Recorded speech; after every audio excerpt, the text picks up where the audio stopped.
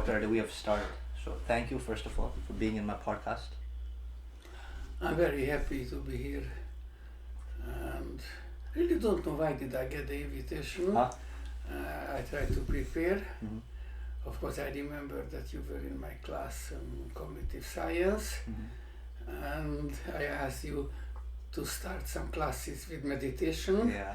Which that was were interesting. 5 minutes meditation. Actually, it worked well. And I'm not totally comfortable with this meditation. I grew up in this rationalist worldview, but my daughter Zsuzsi Yeah. was a very different spirit in certain sense that I have, and she's a big fan of meditation. So I've heard about Kabbalah Zen and others, and you were there. Oh, meditation might be useful to have the class. So I think this is the origin of our friendships. Yeah. And thank you for inviting me. Thank you for being What you would like to achieve? You know that I have a Hungarian background, came here somewhat more than 20 years ago. We had an established life in Budapest somehow. There is a history behind why we are here. And I know that I'm somewhat a strange professor. And occasionally I've heard that, but somehow you took a class with me, and still you know me, and you were ready to invite me. So what you would like to achieve? Could you help me? With this podcast? Yes. No, I think, in a general sense, I think everyone is, I realize these is very interesting. So I think every person, no, not just you or me, I think everyone is very interesting and has a lot to teach us. That, but also I found your subject very interesting. I think what you teach, and because I was not able to understand it immediately, because I feel other things like economics or computer, I'm more able to say, okay, this is this. But what you teach, I found it very interesting because I thought it's like a new way where you combine many things into trying to understand the world. So I think that, or just even your life, because I found out you came from, or you were from Hungary, and I thought it'd be very interesting and I could learn many things. Yes, I came from Budapest, and Kalamazoo College has been awarded by a special professorship called the Henry Luce Professorship. Yeah. Henry Luce was one of the founders of the Time magazine. Of Time magazine? Time magazine. Okay. And they had a professorship for 28 years or so, and they don't, I'm a scientist, whatever it means, and they don't support pure science, and the grant was to apply computational science and related areas to social situations, cognitive science, and somehow I got this professorship, which originally the grant went for 6 years with the possible extension, for another 3. So we came here for 9 years, after 22 years, and still we are here, and there are serious family debates and discussions and fights when to go back. And it's not a secret, I am the most senior professor the Kalamazoo College, and I don't have any desire to retire, but still we have a family in Budapest and also social life, so I might want to try somewhat more time in Budapest. This is the future, and I will try to negotiate to keep this dual life that I find very interesting. But you grew up in Nepal, and I guess you came 2 or 3 years ago, Yeah. And so I know that. So if you have a conversation, and I also have the right to ask you. So how do you feel yourself to be here in the United States of America, actually in a small city, not so small actually, Kalamazoo? How is it from your perspective? I think for me it was very good, because I think when I was back home I was less independent, because my parents took very good care of me. So it was they used to help me with everything. So, but when I came here, it was I was by myself, so I had to take care of myself. Apologies for interrupting. So are you here so far, or big distance, because you wanted to escape from the I don't think house? I don't think escape, but in Nepal actually it's very interesting. In certain schools, I think the more well-off schools, like the schools that have kids whose parents are well-off, have better jobs, most of the kids want to go abroad to study. It's like almost, it's called brain drain or something. Yes. So where like lots of the highly educated people, they see their future abroad. So I think I was just one of the people. And in our school, it was almost expected that once you finish your, 11, 12, then you go to America or Australia or So you UK. were in a very special high school, I guess. I think so. Like when I look back now, I realize because not many schools were, because we learned in English Yes. and like we were taught in English. And it was, like most of my friends are now in like either in America or like Australia, India. So lots of going abroad to study. Yes. So for me, it was not like going away from my parents, but it also helped me learn to be more independent. How do you think to return to your home country? When I will return, or How do you feel about this? my You grew up there. no, I love Nepal a lot. Yes. I love Nepal a lot. I grew up there 18 years, and I think I need to do eventually something to help Nepal because Yes. I think my country is more. It can be doing better. I would say we are struggling, but we can be doing better. I think many people have to go abroad for jobs, but it's not even good jobs. Like in Qatar, Apologies for my ignorance. What is the population of Nepal? it's like 30 million, 30 million. which is like quite like big. I think. Yes, so 3 times larger than Hungary. So Hungary is 10 million, Yes. yeah. But we're surrounded by like India and China, which is like 1.5 billion, 1.5. So we're very small in comparison to them. So I think Nepal has many like good possibilities, but it's not been like fully utilized yet. So I think that. So eventually I see myself going back, helping Nepal a bit. Yeah. Yeah. But no, I'm interested. How was it when you first came here from Hungary to America? Because I'm sure it was a big decision, even 20 years ago. I always wanted to get some more experience in the States. I've been here many times in the United States, but always, obviously for shorter time, maybe for a month. And I never been in a small college. I didn't have the faintest idea what does it mean, liberal college. I visited big universities. My main research field was for many years computational neuroscience. And we wrote a book about neural organization with a colleague and friend of mine who was at the University of Southern California in LA. I visited him several times, and many times in East Coast and everywhere. I didn't know too much about the Midwest, and certainly nothing about liberal college. And I don't know, but it looks I'm still here, so probably there's nobody forced me to remain here. And I'm not a born teacher. Okay. And Why do you say that? because I'm interested in the good students, so I'm teaching on the right side of the bell curve, and generally I don't give bad grades for others. And so everybody has the right not to learn and to remain stupid. That is her decision, his decision. But in each class I find several students whom I see on their faces that they understand my special educational philosophy and Central European sense of humor, which some Americans just don't take it, and so I'm not very proud of it, but several times in the student evaluation it's written that Dr. Erdi is the possible worst teacher. And so there are students who were not sufficiently rapid to drop the class after the first week, so he remained there. And some of them suffered very much, but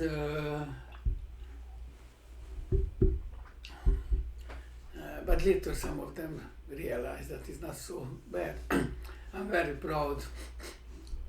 You might know that some of my former students from the year of 2009 established an interdisciplinary fund I think you told me. for complex systems.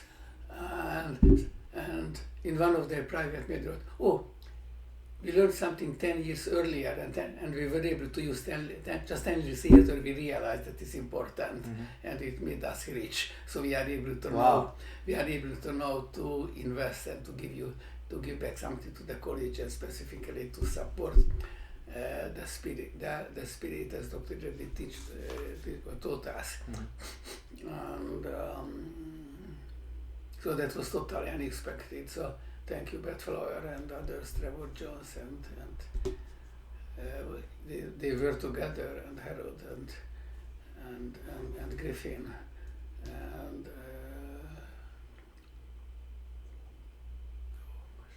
Can you tell me what it was that they learned from you? Yeah. Could you tell me what they learned from you that they used? I taught complex system classes and computational neuroscience. These are not typically undergraduate classes. But I believe I also, hopefully, I learned them how to think about the world, and so they didn't have to memorize 2 paragraphs of a book, and some of the students would like to memorize, and that you cannot memorize, you should understand. Okay. And so I don't know. I believe generally each year maybe 4 or 5 students learn something from it. Altogether during the 20 years it's 100 students, and not so bad. So I'm somewhat proud of it. But I'm not. I'm more a mentor than a teacher. So I'm ready to, and those students who are close to me remain close. Many of them, and I follow their life. Dr. Erdi, you said how to think about the world, like you teach them. Yes. So if there was a person who, like, a person who wanted to learn how to do that, how would you, like, what is the steps, or how would you, how would we start? So life is problem solving. Okay. This is something what I could say, and life has some goal, and it's not shame to tell what is your goal. I would like to be happy. Okay. And do you think that's the goal for everyone? No. You might say that is a too selfish perspective, but I don't believe it's shame to tell that yes, I would like to be happy. Maybe it's also not bad to make happy our families, but there is a philosophical perspective which says that broadening the moral circles. So there are some people who are interested only in themselves. They're in the family. Then with the larger and larger circles, and whether or humans should be involved, everybody, or animals and plants. So where are also there is something about long-termism. Are we interested in the next 5 minutes, the next 5 years, or how the world will work during your lifetime? Or maybe you might be interested. I have 2 grandchildren. I might think about their life, and or a longer perspective. Some people say that we should think about 600 years. Okay. That is just a number. Numbers are very dangerous. I remember. And so yes, this is what I can tell. And so life is about solving problems and reaching towards a goal that you have, or? Yes, I'm not. So this is difficult. I consider myself a successor of a school that people don't really call the school of cybernetics. Everybody knows this word cyber, but cybernetics itself is not very well known. That was an intellectual. There was a huge bestseller in the 1948 by Norbert Wiener, who was a mathematician prodigy, but wrote a book without too much technical difficulties, with the title Cybernetics. And the subtitle was the communication control in animals and machines, which means that animals and machines might have a common theory, and the common is that they are somehow goal-seeking systems. So, which assumes, in order to live, we should be able to find a goal.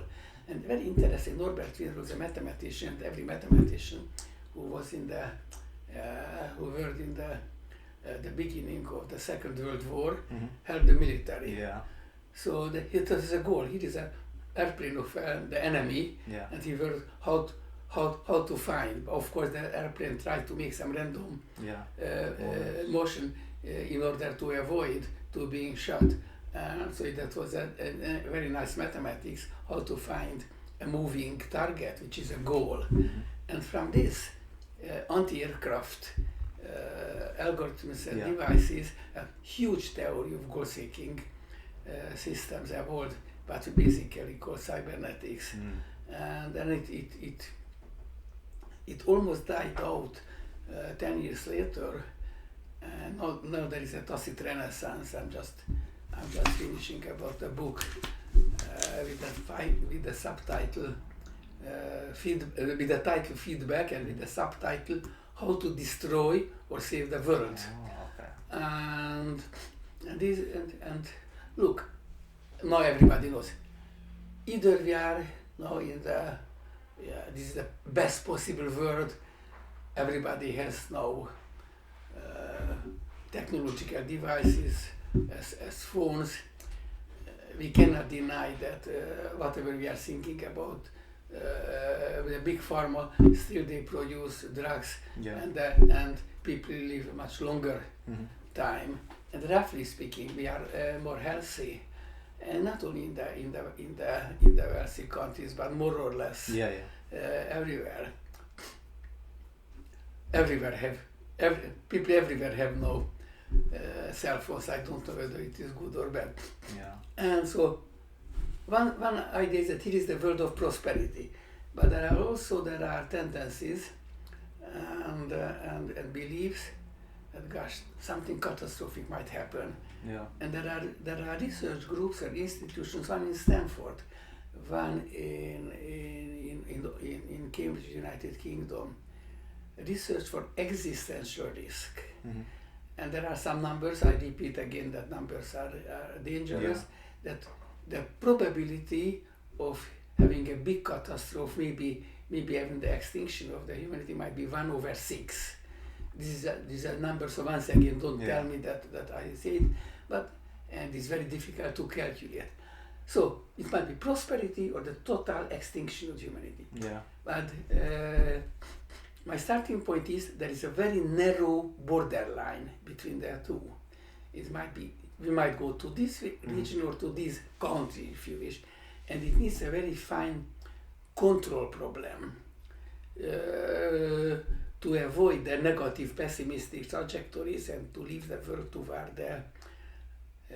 towards prosperity. And technically the concept is what we could use is the feedback control, which was elaborated by Wiener. So when I tell the word feedback, that is not a class. You don't necessarily have to answer. So what is in your mind? What type of feedback? What you can imagine? What do you have any knowledge or I think the way I understand you're putting it, in my interpretation, it's like everything, like our body is also a feedback system, right? So if my body gets too hot, my heart starts maybe, or like blood goes away from my skin or something, and then I start sweating. So I think it's like feedback in terms that is related to thermoregulation. I write something about thermoregulation in this book. So there are two types of feedback. Negative feedback and positive feedback. Negative doesn't mean bad and positive doesn't mean good. The characteristic example, textbook example of the negative feedback is the thermostat. So you want to set the expected temperature, say 68 Fahrenheit, and then you measure the actual temperature, so it's lower, so turn on the furnace. And it goes up, 70, you should turn off. And then this feedback stabilizes as a stabilizing effect to stabilize the temperature close around, what was the number, 68 Fahrenheit. So stabilization. And the positive feedback means I played a game in the complex system class to teach it, but I don't Yeah. do anymore, and I will tell you why. I might have told you.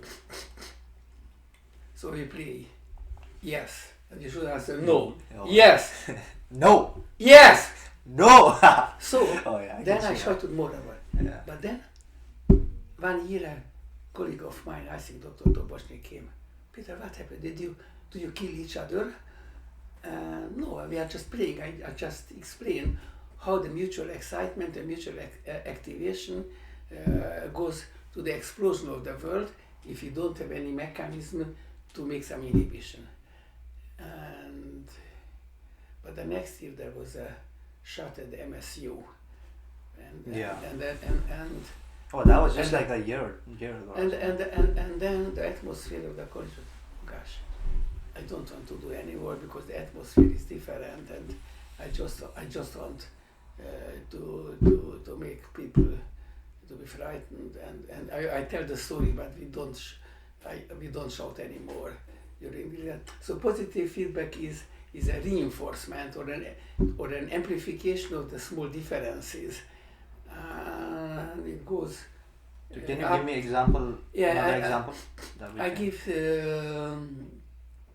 one example is a specific mechanism to the onset of epileptic seizures, when neurons. Oh, I think Sharia was talking about. Pum, and the brain blows up. Yeah. Or. Oh, it's like a self-enforcing loop. Yeah, that is that's basically a self-reinforcing loop. Something similar happens with the stock market. Before the stock market crashes, there is a huge increase. You are a business major, right? Yeah. Did you learn what was the first stock market crash? Maybe not, but I know in like 1918 or Black Friday 1907. But that was not the first. The first was the Dutch tulip bulb mania. Yeah. That was around 1634. People were mad. Because tulips are nice. I've heard that some people that sold their house. Yeah, to buy a tulip. And to buy tulip bulb.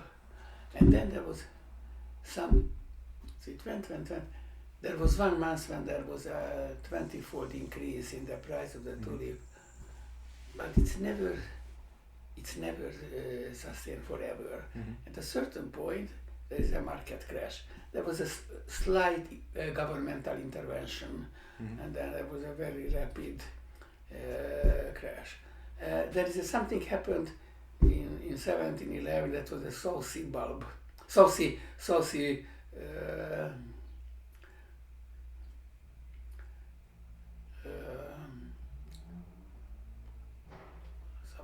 Somewhat I forgot the word. This is simple technical word. What we use when there is something. No, yeah, but there's I'm just getting younger. Yes. And actually, Jonathan Swift used for the term, and she myself, and it will come to my mind. And then what was mentioned, the Black Monday in 29th of October 1987. So there is a big question whether or not we are able to predict. Specifically for the Black Monday, at least theoreticians saw much later, but it's called backtesting. If you have a model, if you have an algorithm to predicting, first you should show that it worked from the distant past to the not so distant past. Didier Sonnet was a geophysicist in Nice, France, and he elaborated methods, that is a slow seismic activity, to predict eruption of earthquakes. And then he transferred this method to stock market crashes and wrote a bestseller, How the Stock Market Crash, I think in 23. And he showed that in some type of crash is slowly accumulating. Of course, there are some crashes when it happens and a politician tells something stupid and there is an immediate answer. But many times, as during earthquake eruption, slowly, Or like volcano erupting. and then there is an eruption. But if you have a careful analysis of this, and now we have methods and algorithms, then you are able to make some prediction. And there is a large school, prediction of extreme events. But of course, prediction is very dangerous. Yeah. For instance, there was an earthquake in Italy maybe 10 years ago in L'Aquila, and some geophysicist wrote a few days ago, no, there's no danger, and you don't have to leave the city. Gosh, it happened. So then there was a question, should the society send the scientists who made a bad prediction to prison? And at the beginning that was the chance that they should, but finally decided nobody will make any predictions if they will go to prison if they make a mistake. And so we have this negative and positive. So positive feedback is one that like self-enforces itself, or like one will lead to another. Yes, second is called autocatalysis and self-amplification. Economists occasionally call increased return. Brian Arthur is a... And negative feedback is one where... It's a stabilization. When it's eliminate the differences, if it goes too far from a prescribed value, then there is a counter mechanism which feeds back. So like what would the example be? Like maybe in society, it would be like if a society, like in Iran, they go too, like the Shah was too, say, Western, then they go a bit like very like orthodox, something like that. Oh, maybe yes. It's I wouldn't like to such a big generalization,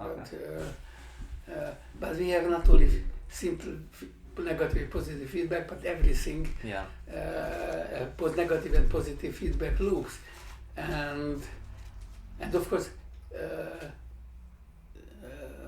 technology is full with feedbacks. There was a very good paper written by a colleague of mine at University of Michigan, Dennis Bernstein, The Invisible Hand of Feedback Control in the History of Technology, and he showed that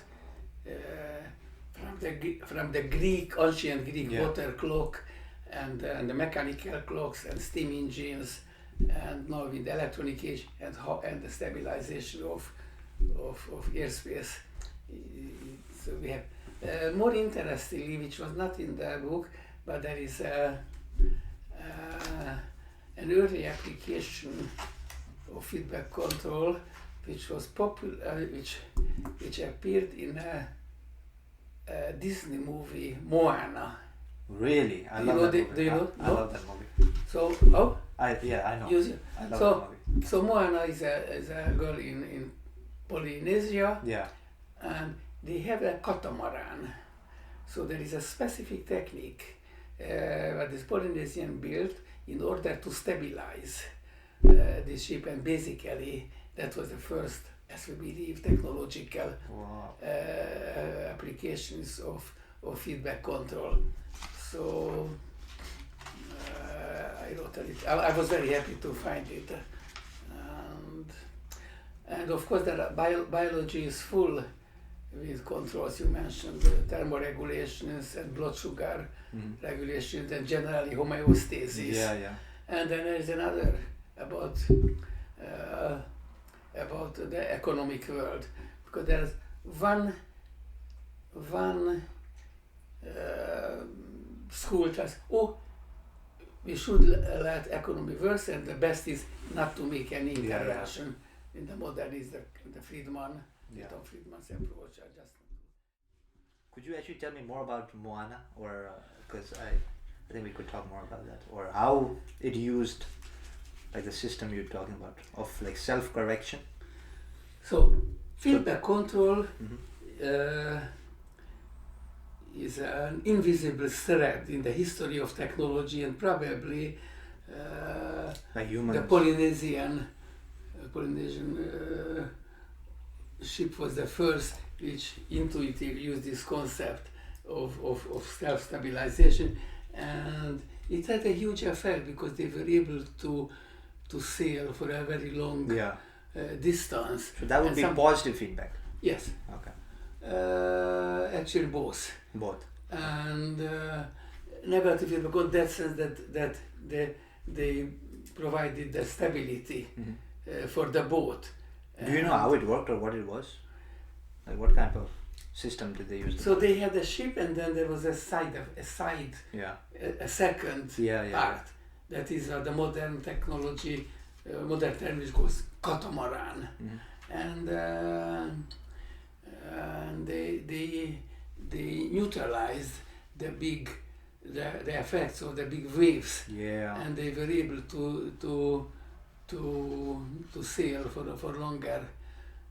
For a very long distance, and so in that sense it is a negative feedback, and then but some type of feedback control mechanisms were used in the mechanical clocks, the steam engines, generally in electric devices, in the aeroplanes, and. But briefly, you mentioned economics, and the age-old question is whether, as the French physiocrat that called the laissez-faire, so let's economy work as it is, and whether or not we need feedback control, and I found very important that the former chairman of the Fed, Greenspan. I always believed that the economics has a self-regulatory system, and it turned out I was wrong.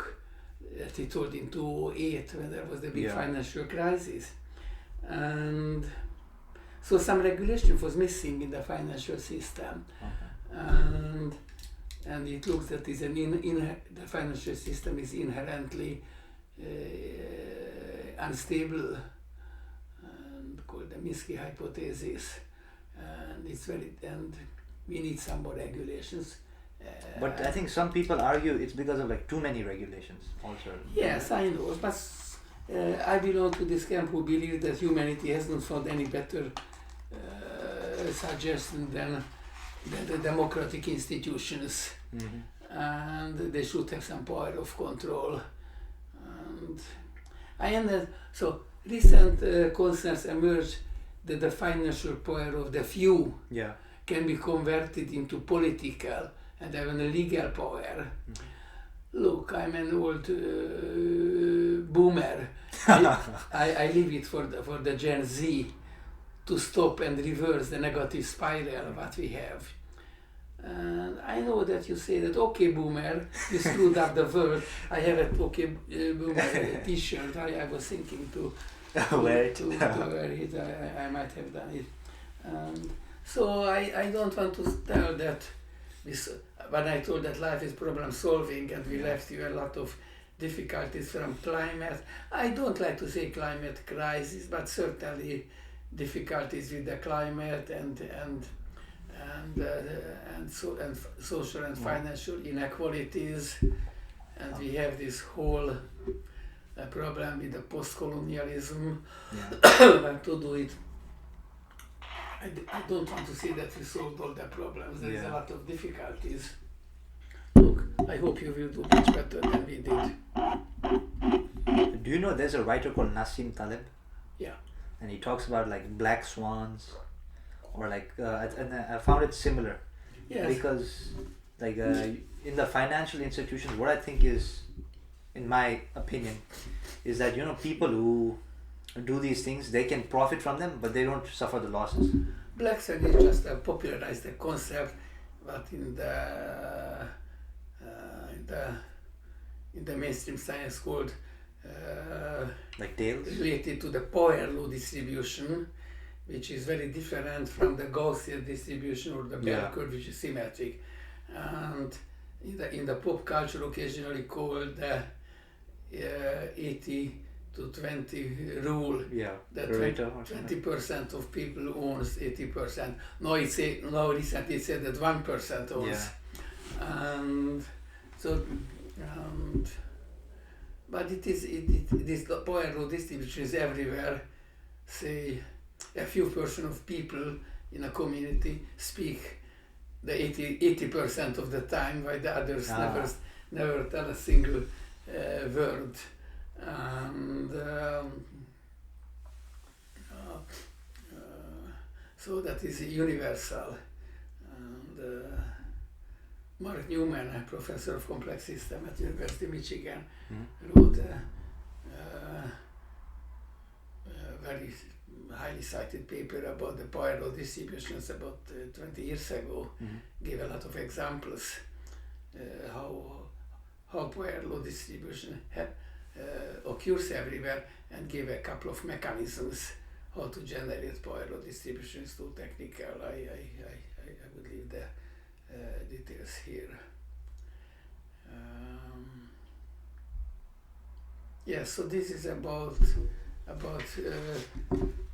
feedback control. Maybe if we are here,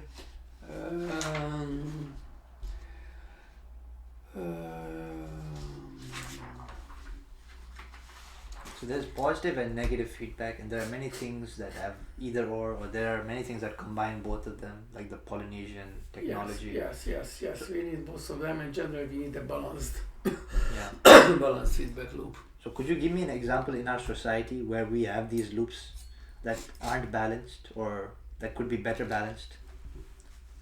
Like maybe are different, like it could be anything, like economy, environment, military, like society, culture. Like where do we see these loops, and how can we like better understand them? So look, as you know how feedback control works now in technology and biology and economics, and also in the global environment. I was interested also more generally about more interested in natural and social disasters. Yeah. So we have these natural disasters from earthquake to tsunamis and forest fires, and we have social riots. So how much social riots do we need? Yeah. And there is a question. If there is zero, it means that the society is dead. Yeah. So if there is no social riot, then there will be no change. If it is too much, and we are not able to leave our house because our burning is also that. So this is also something. Amount. So I analyzed that is also unbalanced, and somehow there are two different factors. One which initiate riots, and other That which somehow cool, which a damping effect. And probably the same is true for migration. Yeah. And zero migration would be a very dead society. Yeah. Migration was very important in many respects. Partially, mostly the people who were creative and were able to make some risk, decided to leave their countries from this and that reason, and proved very efficient in the new field. And so we need migration, but certainly it also should have a limit. There is not accident. There are countries with more or less a national characters. Yeah. And this is a difficult question whether the migrants should keep their own culture or should be dissolved in the home culture. Probably again both. We cannot expect to give up our origin, and generally immigrants, it's nice if the second or third generation still knows something. And generally if I see occasionally some Hungarians whose grandparents came here, English, and they saw it, and we learned something, and they say, I shame myself, but I didn't learn anything. Yeah. That was just very interesting. I had a student, and we had a Hungarian grandmother, and the only Hungarian word called Senyes, which is the Hungarian version of the laundry. What? Laundry. Oh, laundry, okay. And it's a Senyes. And then his grandmother would okay, do the laundry, do the Senyes. And so we need compromise, and we should find balances, and the combination of positive, negative feedbacks helps that. It is not a silver bullet. I don't want to say it will solve everything. I don't have anything better. Yeah. From this, I remembered something that said, forest fires, like forest fires when apparently if you like stop small forest fires, that will lead to a very big forest fire, because things accumulate. Like imagine if they're like dead trees. So this is a typical example for positive feedbacks. And when there is just a single tree started to burn, and there is a theory which says when the whole forest will burn out. The theory called percolation theory, and there is a threshold phenomenon. Either there will be only a small fire, and after a few trees burned out, they will stop, or if it is larger than a threshold, then there is no stop, and the whole forest will be subject of destruction. So these are very important. There are two qualitative outcomes, either small or very big. And there are many similar phenomena called bistability, which has two different scales.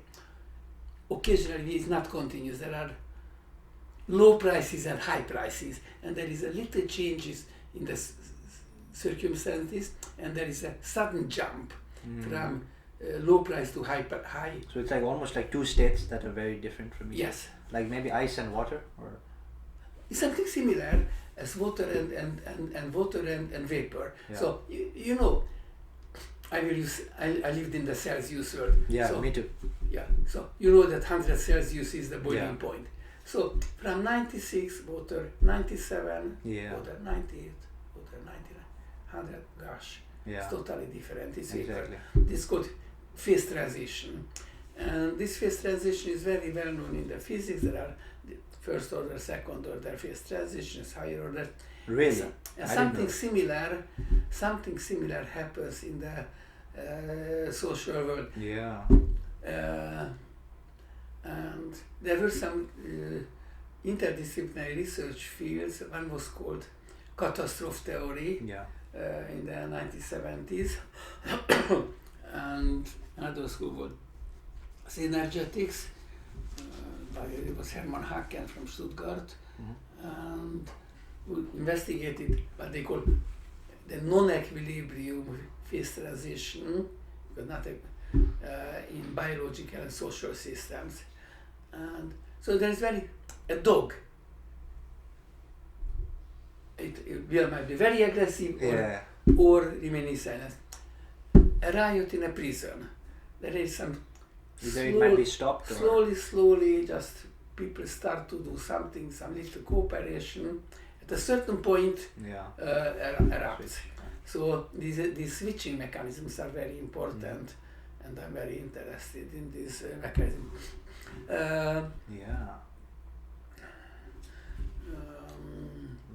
I think it's like, I think I agree. It's like probably in bamboo too. I heard bamboo is like for 5-10 years it just stays, and then in like a few months it goes back. Yes, something similar. And interesting.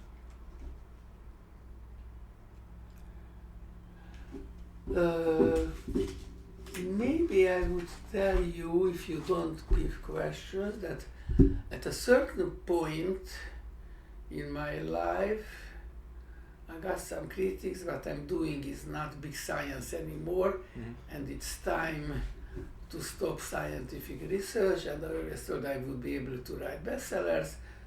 So I got some gift to learn in a writing school in New York, and now during the last several years I wrote 3 books, and the first was The Ranking. That was published by the Oxford University Press and was translated to a couple of other languages, and mostly it went well in the East Asian countries. So, okay, I go to the school and I should find out what should be the subject of my book. And then one morning I ranking. If I don't write this book, somebody else will, because everybody is speaking about ranking, and I'm somewhat disappointed that it did not become a big bestseller, but some people it should. But it depends on marketing. So that, as Laszlo Barabashi, the famous network said, the success doesn't depend on you, it depends on us, so the others. And so one idea was that ranking begins with comparison, and we like very much to make comparisons. We like to compare ourselves to others, who is the strongest, richer, nicer, who has and you are too young, you don't know, but you will learn soon if you go back to Nepal. High school reunions, they are very important events to compare yourself 10, 20, 30, 40 years later when you look around. First of all, in this our age, still we are in a life. And then my hair became grey probably 10 years later than the average in my class. So they were very angry. Peter still has brown hair. Now they are happy because now I am also grey. And so we have a lot of comparison and the question of ranking and rating. So I use two terms, ranking and rating. Rating is when we assign, say, a number, assigned to an object or to a people, grading, that is rating. And then if in all object has a rate, then you can make an ordered list. And this is what is called ranking. And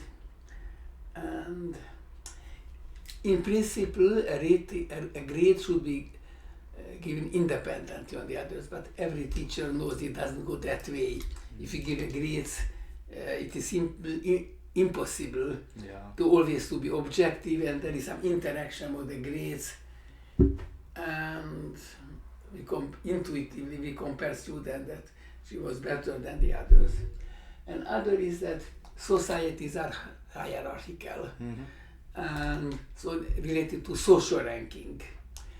But social ranking is not restricted to humans.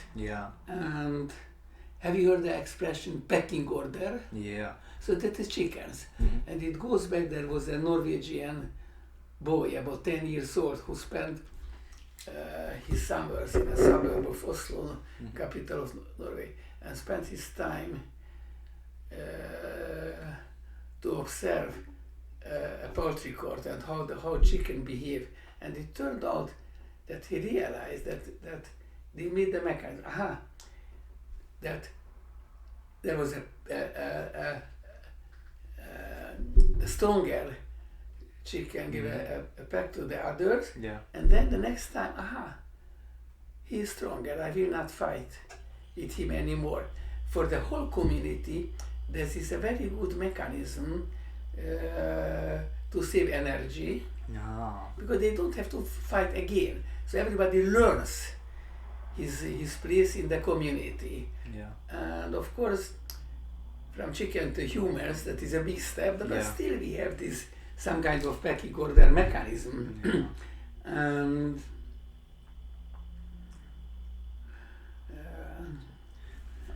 another topic that was very important for me related to ranking. Ranking, there are three different things: the reality, the illusion, and the manipulation of the objectivity. Because we make this ranking in order to be objective. We like to be seen as objective. In principle, we like this expression, what is called objective reality. which refers to anything which is independently of our conscious awareness or perceiver. And there is another expression called subjective reality, that is anything that depends upon some conscious awareness or some perceiver. Yeah. So objectivity is associated with concepts like reality, truth, reliability, and so how we can object? Okay, the tallest buildings is objective. I don't know. What is we it should building? believe in secondary information. If I read that this building is 533 meters, I will believe it. That this information is correct. So we are ready to accept the source of information found on the web is more or less reliable. And 100-meter running, this is more or less objective. Start will be the first. It's not exactly, there was a very interesting story that was swimming, 100-meter freestyle swimming in Rome, that was the Olympics in 1960. And there's a strange story that was before the electronic clocks. So two juries saw one person to be the first and just one the other, but the time was shorter for this. So at the beginning they told that who is the winner, and 30 minutes later they came out with a different order. So even the objectivity here is difficult. And there are at least two different reasons why we may not have objective in our thinking. One is that we are ignorant. Why we don't remain objective? We don't have anything, or don't. And the other is the manipulation, and so ignorance.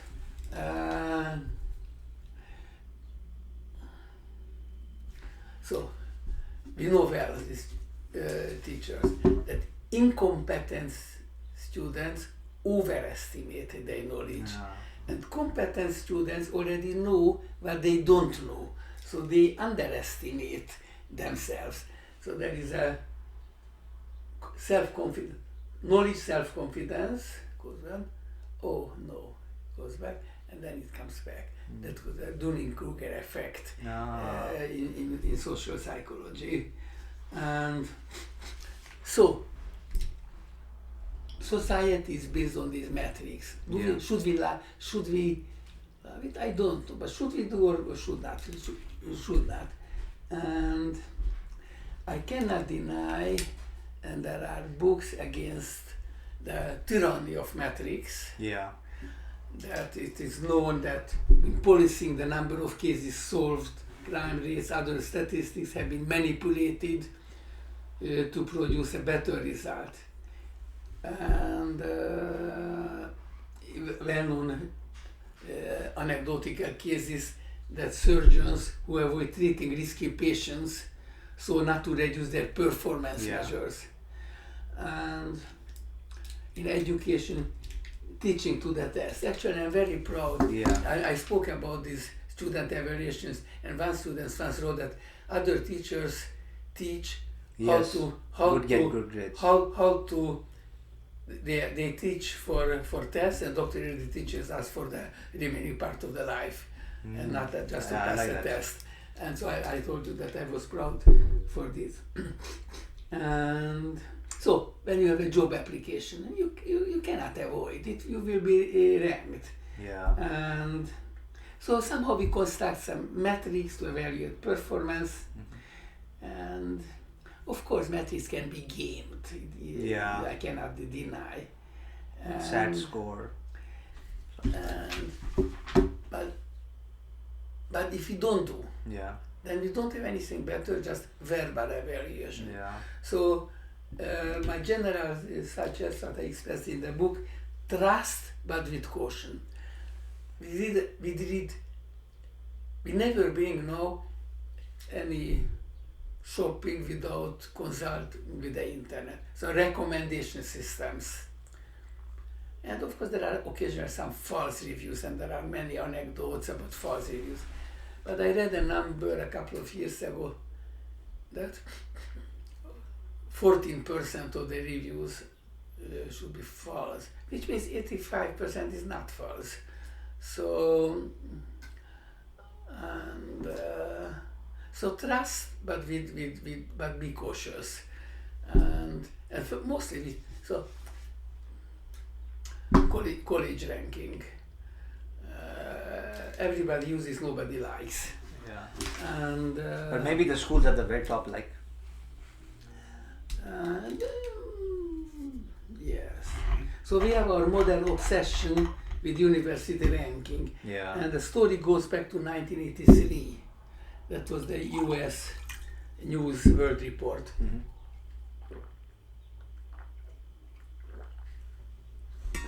Very good blue raspberry. Yeah, looks tasty. So it went to the mass media 40 years ago. And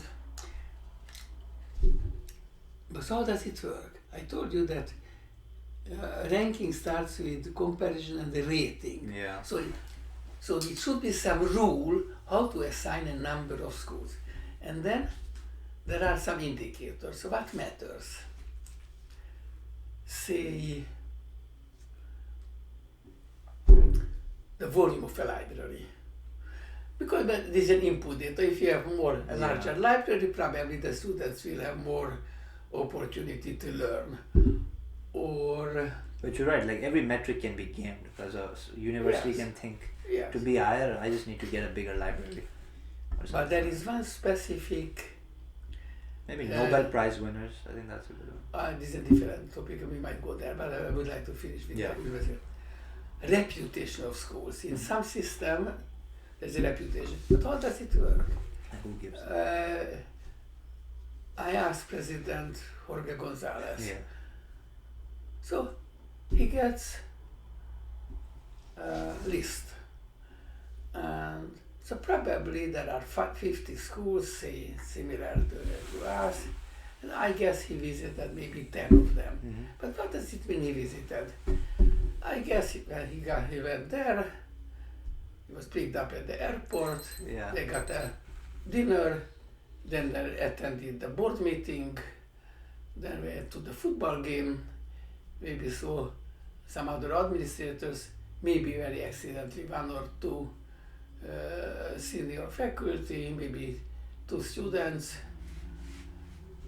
2 days later goes home, oh, I was there. A year later, that was a list. It was a fantastic steak. What I get for dinner, it will get a so, higher rank. High rank. So I might be exaggerating, but this reputation, and there's some in some rules, reputation might has an effect of 25 or 30%. So it's a lot. And so we don't know anything better just to find indicators and to find some weighting factors, which matters more. But these weighting factors are totally subjective, and if you change the weighting factors, you get a different list. That was rank reversal, and Malcolm Gladwell wrote a paper in the New Yorker in 2011 about reversal ranking.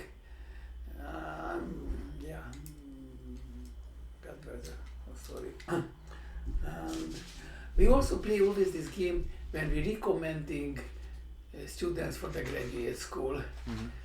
And one of the provider is a CollegeNet. There is a question, a list of questions when you should locate the students as first 5% between 5 and 10, 10 to 30, first half, second half, so on. And there are to 6 to 10 different elements in the list.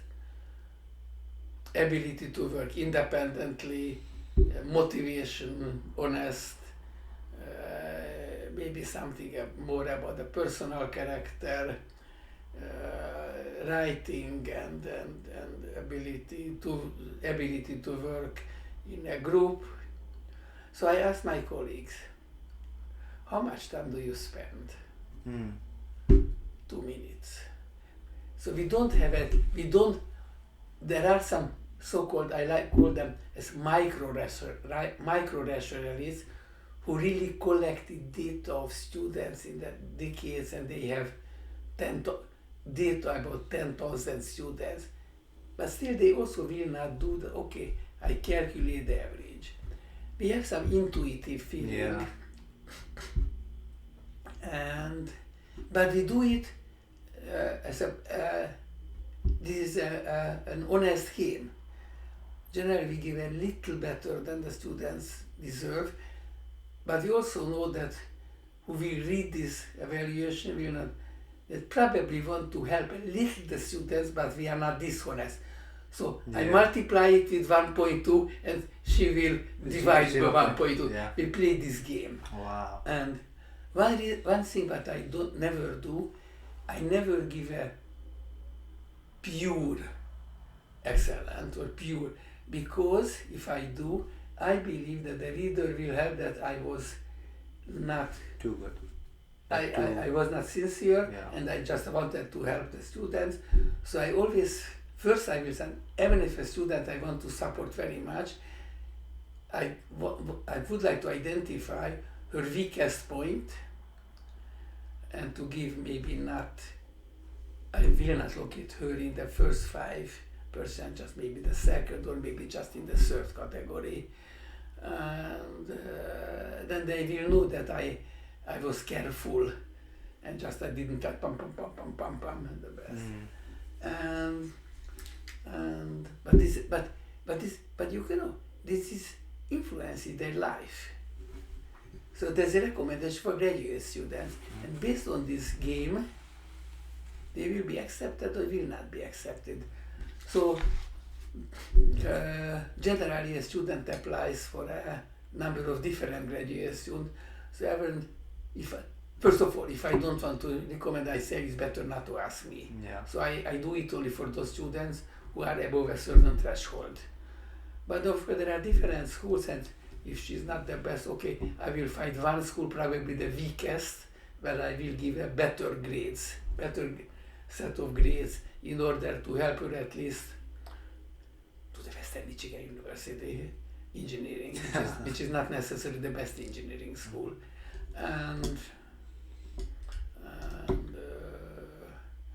But maybe I will not give the same grades when he also applies to MIT. So I take, this is influences their life and how to be known as him. But we don't know better. So still, should we do it? Yes, we should. Even if we spend only 5 minutes to spend this work, still it's better than a verbal evaluation. Additionally, if you do verbal, then you can transform to numbers. You know, I said good, very good, excellent, and ever since so if you have a verbal, it also could be converted into numbers. If you're good, then I will give 3, very good 4, excellent 5. So it's a difficult game. I believe during a long life, more or less, the positive and negative deviations from the reality will compensate each other. And I always tell the students that I have hundreds of emails, Dr. Erdi, I got B+, but I believe I would have deserved to get at least an A-, and I have a 0 number of emails, Dr. Erdi, I got an A-, but I should have deserved only for a B+. I always tell to the students, probably you also heard this. So ranking game is good. Ranking game might be bad, we cannot avoid.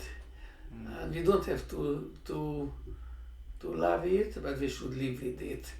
And like use it, but you said, what was that? Use it, but with caution, or what did you say? Trust, but caution. Trust, but with caution. And so everybody reads the recommendations. And should I believe it? I didn't know there were like 2 parts in Budapest. Oh, Two was it that one like East Hungary, West Hungary? No. No. No. Yes and no. So obviously this Budapest as Buda and Pest, and maybe a third one called the ancient Buddha or O Buddha. So the three parts were technically united in 1873, and then that was the birth Austro-Hungarian of Budapest. That was during the Austro-Hungarian monarchy, and so Pest is flat and Buda is hilly, separated by the Danube, and Pest was most the commercial and cultural center, and Buda was much green, and it's changing in every respect. And I grew up in Pest, and in the commercial center. And commercial, cultural, and educational center, and maybe we had one distant relatives in Buda. So I don't remember how often. No, I went to Buda. I went to when we had family excursion to the hills. Yeah. And I believe that's all. That's interesting. How can like a city normally people think it's like one thing, but there's like two different. Like, are the identities different of people? Is it culturally different, or is it more similar? At that time, more important in my early childhood, the Hungarian soccer was very good. They were very good. Hungarian team. But there were at that time in the first league there were 6 teams from Budapest, and I believe all the 6 were in the Pest. Wow. All the fields were in Pest, yeah. And there were some soccer fields in the second league in the Buda part. And yeah. So it's a long story. And we have our part 1 in the Buda side, and sure. That makes but sense. still, I feel myself that I grew up in Pest, and still more interesting in many respects. Okay. And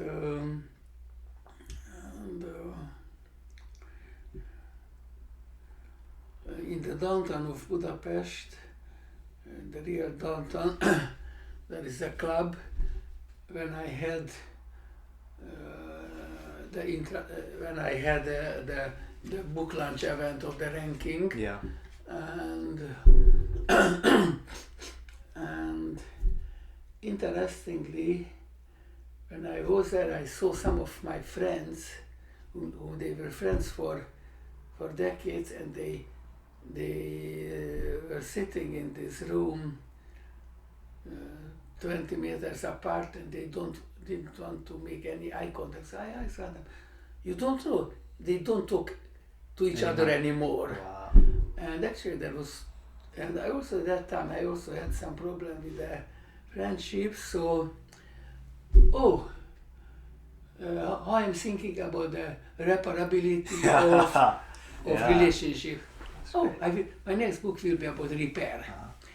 And that was in 19th of December, that was before the COVID, 2019. And 10 days later there was a traditional, doesn't exist anymore, party when I met a distant but very pleasant, nice girlfriend, Zsuzsa Svetelski, who is a social psychologist, and I told her, you teamed up. Zsuzsa, I'm thinking to write a book about repair, but I am not sure whether it's good. Peter, it's a fantastic topic. And so she wrote me several emails in the next couple of days. Interim, I came back to Kalamazoo. Okay, it's very dangerous to have a co-author. We should think of 3 months, that we are able to write together a book. It's like a marriage. And then somebody says yes, and I also thought when they ask when I got some question how the collaboration worked, that I told them that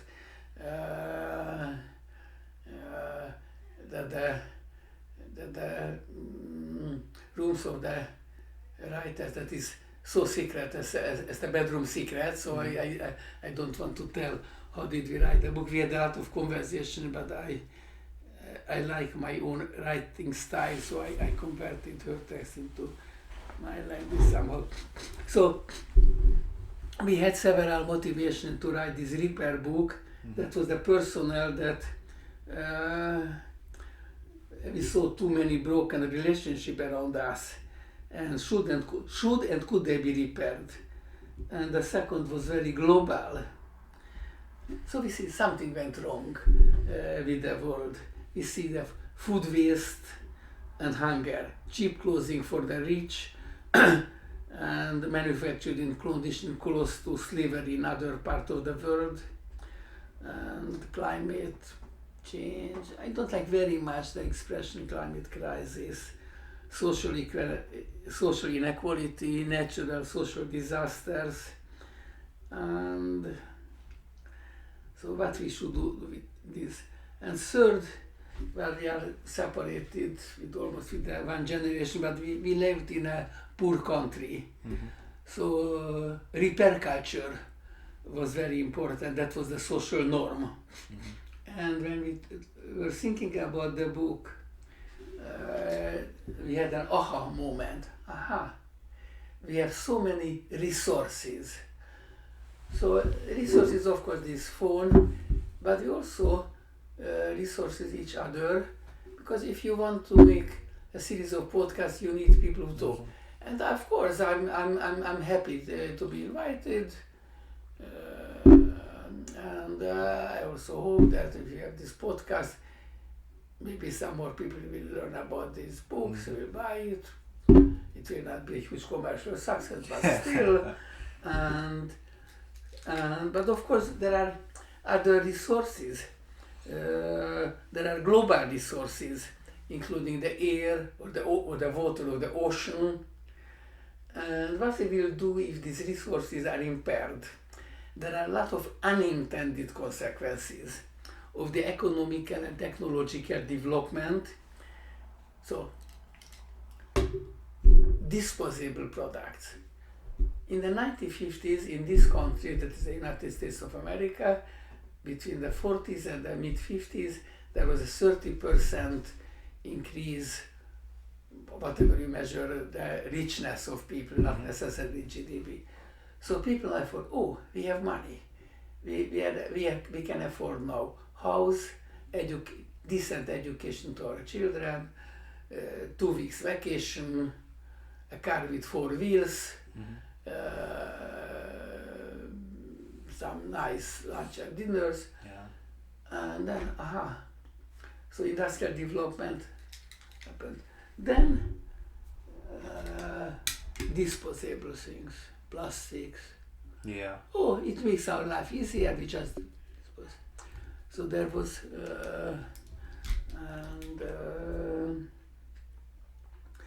so people, at that time people didn't think about the further implication related to the environmental crisis. And so we thought there are very different resources, and the repair is a general resource management strategy. So repair provides people with many positive opportunities, we think, to live happier lives. Because and do you know in Nepal the word in the Japanese called kintsugi? Kintsugi is a Japanese way. So this is a, in the Japanese tradition, I guess Nepal too, tea is very important. So there is a tea ceremony, and there's what's happening if it breaks. In the Western culture, we throw out, and they put a golden stripe, and it tells, it's not a shame. This cup has a history. It tells it happened, and this is the kintsugi, might be called the golden repair of failures. So it's a way of fixing objects, mending things like teacups or bowls with a gold filling. So they don't want to deny Yeah. there was a breakage. It emphasizes the beauty of recovering from them, Yeah. and it acknowledging the history. So when you see the golden rivulets, you might think of imperfection. Yeah. But no, but it's not imperfect. That is a plus. That is a cultural gain. Mm-hmm. So there's a new relationship Yeah. to object that I find it's very important. That I have been, previously I've been many times, maybe 15 times in Japan, and I know only just a few characters, and slowly also start to forget them. I don't well, but still I was very influenced by the Japanese culture, and interestingly, my books go very well, much better Yeah. in the commercial Eastern- sense, mostly in Japan, but also in Taiwan, Yeah. maybe also in Korea. So you said there were two things, like should we repair them and could we repair them? Should and could. Yeah. Should and could be repaired. So how do you decide when something should be repaired or something should be like discarded? So some people mean that it's a simple calculation because there is a cost Yeah. of buying a new things, but it's not a simple calculation.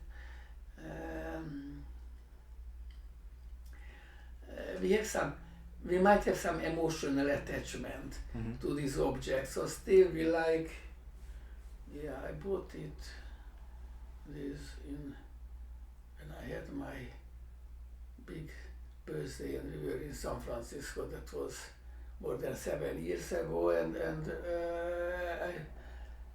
I really only when there are special opportunities when you make this podcast with me, but I like to preserve. And have you heard the expression planned obsolescence? Planned obsolescence. Yes. No. So But I think I could know. General Motors Yeah. introduced a new production and marketing strategy to design construction of new models for just at the beginning for 2 years, just for a single year. Yeah. And so there was a built-in or planned obsolescence can be implemented in order to have a new superior model. Probably even to make more money.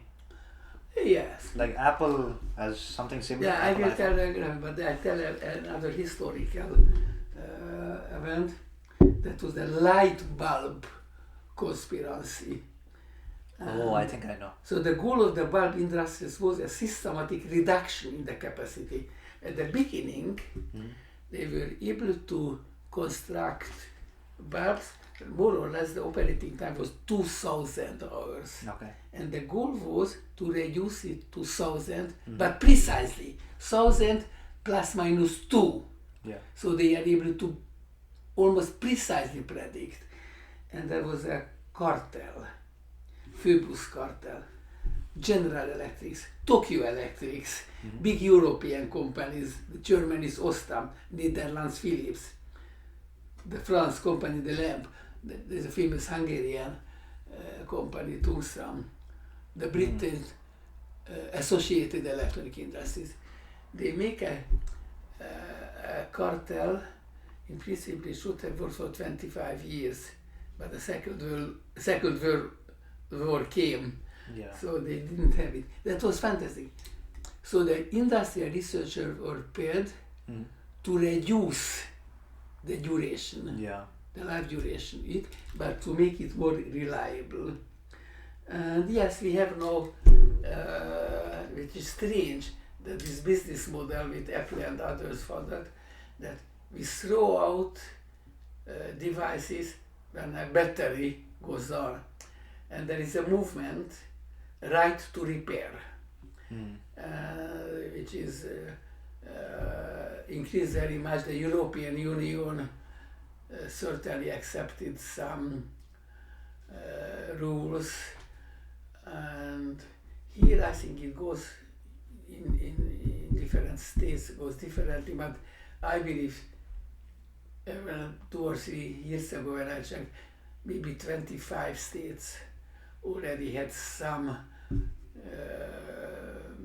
give some right to the consumers to open the devices, and so it was obvious this is part what he called the throwaway society, and What about in a larger scale, in terms of like countries or organizations? How do you decide whether you should repair them or like you should discard them for something new? Like United Nations or like a certain country, dictatorships, something like that.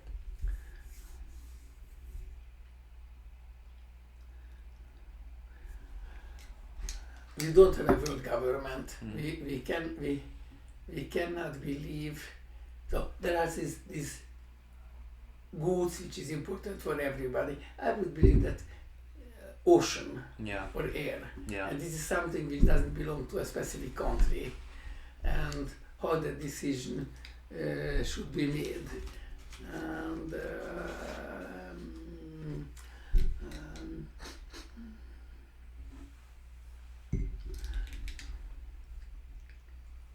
do you know the name of Erin Ostrom? She was the first female economist who got the Nobel Prize, no, and she made a lot of field work, and she has some design principles that even communities are not. So you cannot control everything from top down. yeah, You need reliable communities, and she elaborated some design principles, how communities able to find out some design principles and to defend the environment and still to make some laws which will be acceptable for others. And so about resources, there are the individual levels, and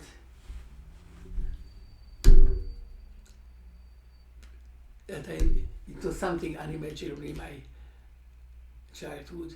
Students tell, Dr. Erdi, I burned out, no, individual level, and it looks that people feel burned out when the internal resources have been exhausted, and a long weekend is not enough to recover, and this is something that is strange, and I believe that people try to be successful and they drive themselves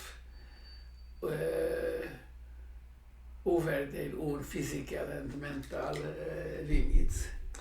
And at the societal level,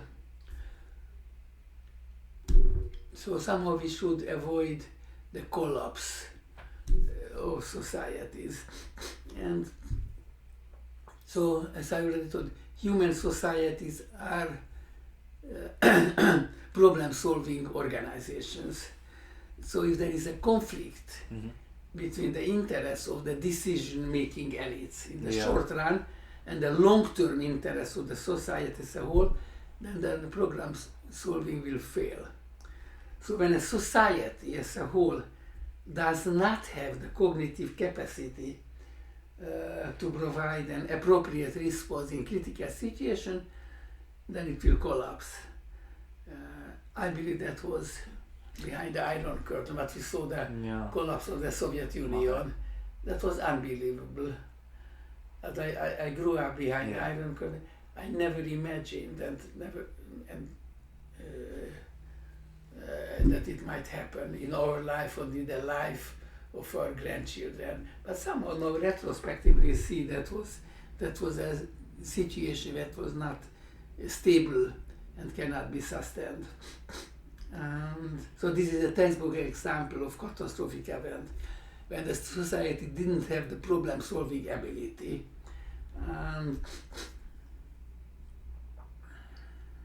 So for such kind of catastrophe that don't happen very often. yeah, Collapse of the Berlin Wall. yeah, Fantastic.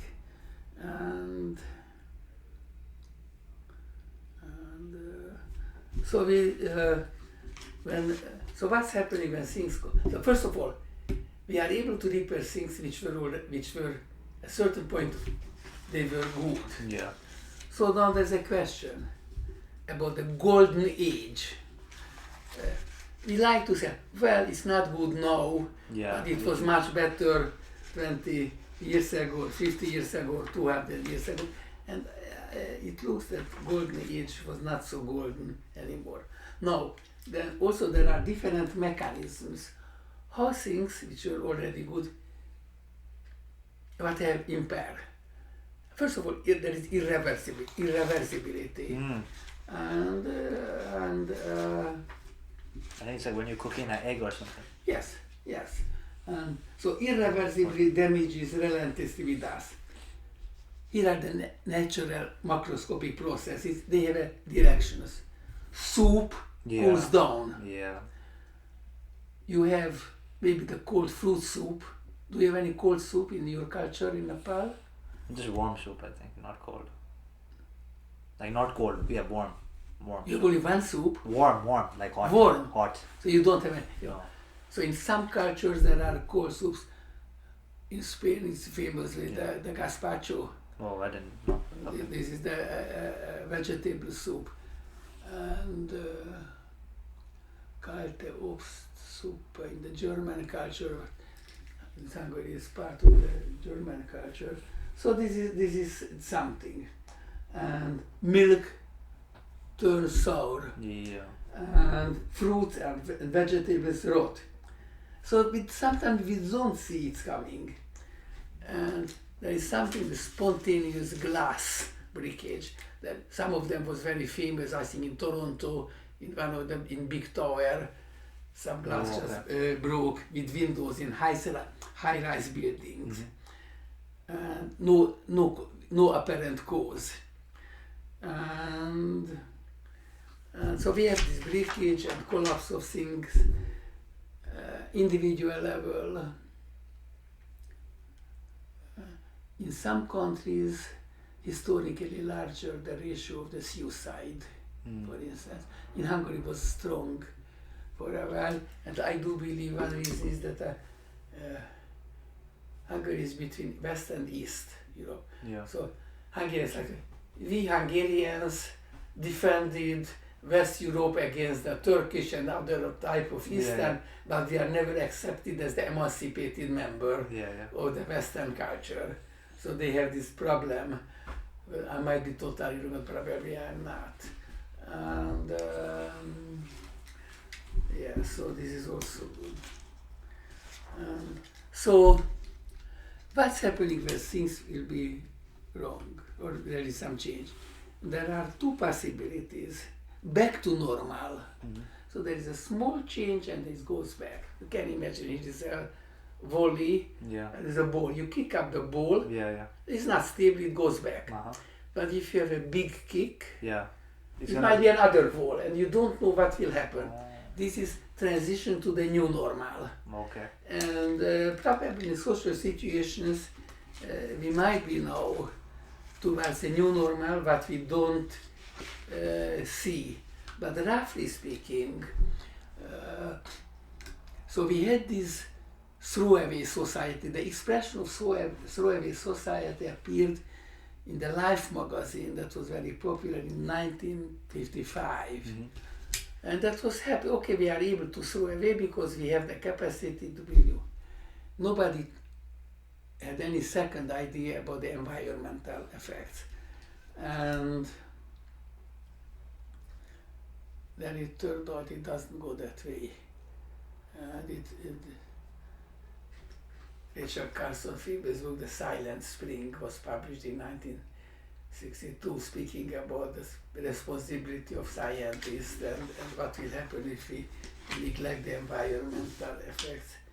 And so we are in the transition towards the repair society, and so we were once a repair society, or were we not? Yes, I do believe in the poor countries, people had this instinct that things should be repaired, and there were small versions when our impaired shoes since we played soccer 10 hours each day, were improved. So we knew that everything could be repaired, should be repaired. That is somewhat different in the with the human relationship, and Zsuzsa, my social psychologist friend, has, if I call my friends 3 times and she never calls me back, probably we have too much distance anymore in terms of our interest, and maybe it's better to accept that is irreparable. And now we have this problem, repair of communities. We have these terrible school shots. So how these communities could be repaired? And there are also technical problems. Should we have the same building to use as school? And some school brought a decision to demolish the school and to build a new school 5 miles away. And so this is somehow repair the mentality of their communities. So do you think that we should have some conclusion? I think so, some conclusion, because we talked about 2 things, right? We talked about your first book and your second book about repairs. So the first book was the ranking and the repair, and now the third will be about the feedback, and mostly what I find very important, how to destroy or save the world. And I believe that probably the most important for your generation to avoid existential risk and catastrophic risk, and we should learn from the past, and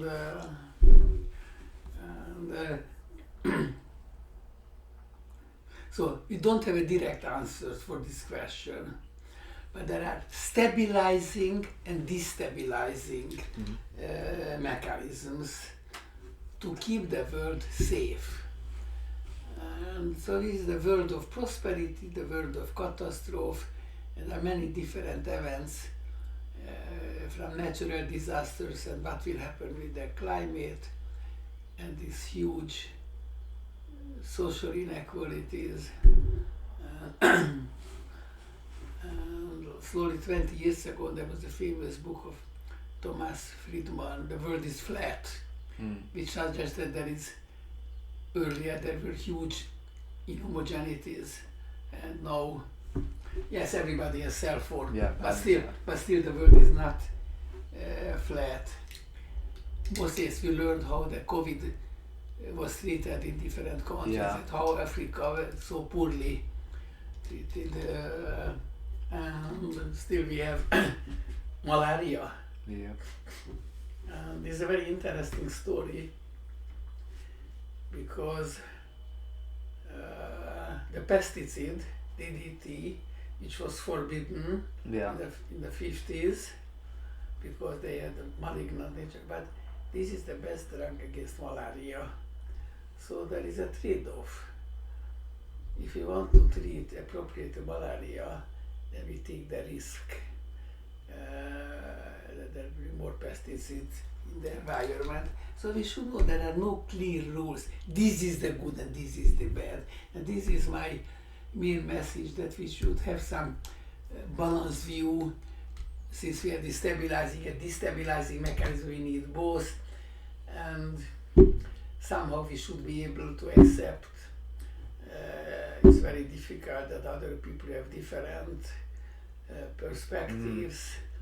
And so I like these 2 words, competition and cooperation. We need both. Both the molecules, I'm a chemist by training, need competition and cooperation, and that competition was good. That was a driving force in the industrial world, and we don't have to like capitalism very much, but this competition was the driving force, and we cannot deny the huge industrial development with all these negative consequences.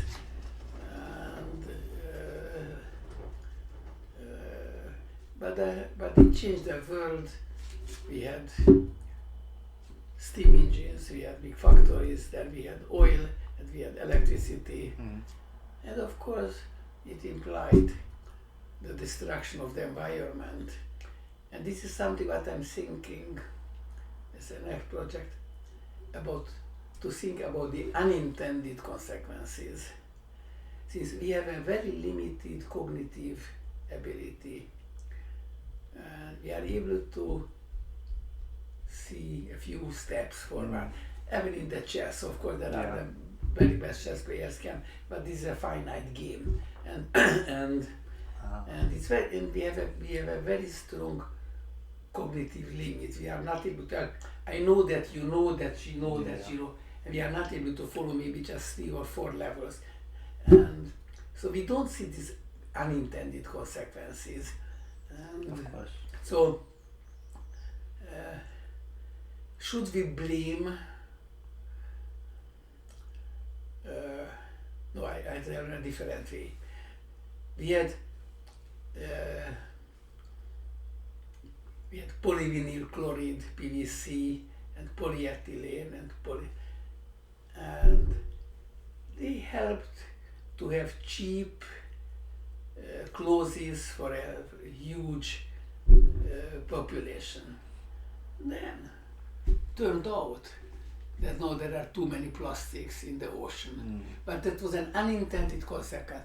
Should we think backwards, that is chemists who discovered the mechanism of polymerization, how to make from monomers, small molecules, these huge polymer molecules, which are the chemical basis of these products, probably cannot blame them. But of course they couldn't see it. So we have to accept that we live in a world when we see only a very, very limited part.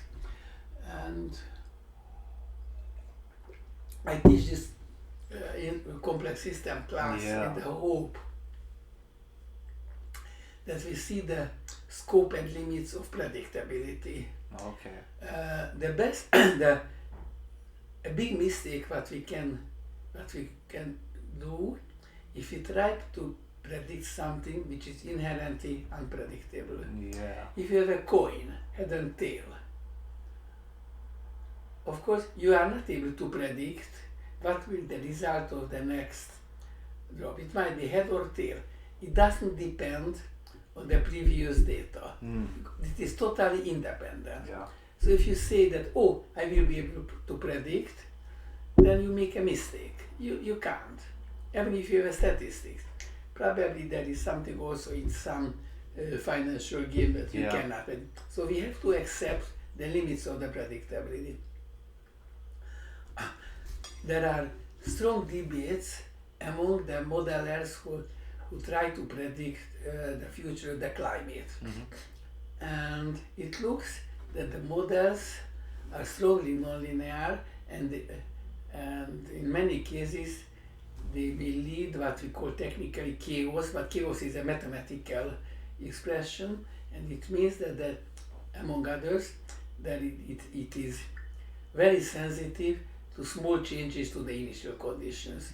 In the pop culture is called the butterfly effect. If you in Brazil, and there will be the tornado will happen in Kansas, of course that is just a game. So, and most likely these climate models are like that. Have this internal, inherent nonlinearity, which means that we are not able to make long-term predictions. And this happened with the very famous model of the weather prediction. Edward Lorenz, who did at MIT in the early 1960s, basically developed this, what is called the butterfly effect, that it is impossible to make predictions for an intermediate term, even not to the climate, even the weather. Due to the nonlinear nature of these models, the famous Lorenz model.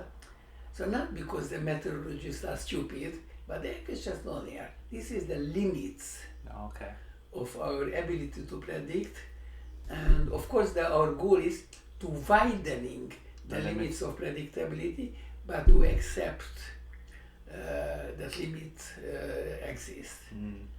And I think this is something as a final message, and I don't believe I can't tell anything else more. I So I think would that's like to finish with this. To act scope and limits for the predictability, and to act, try to widening the limits, just I repeat myself, and accept there are limits. On the same way, to accept that the ranking game Yes. occasionally Makes mistakes. gives some result what we don't like, but next time we will get some award but we are not necessarily deserved for it. So in a during a long life, things will average out, Wow. hopefully. Okay, thank You Dr. for Erdi. the opportunity. Thank you. Do you have any final message for yourself in the future? Maybe you can look at it and be any message to anyone else, or we can end here. First I would like to wish you good decisions for the next stage of your life, Thank you. and sooner or later you will graduate, Yeah. and hopefully you will find out a good way what should be the next stage of your life, Yes, sir. and good health and good sense of humor.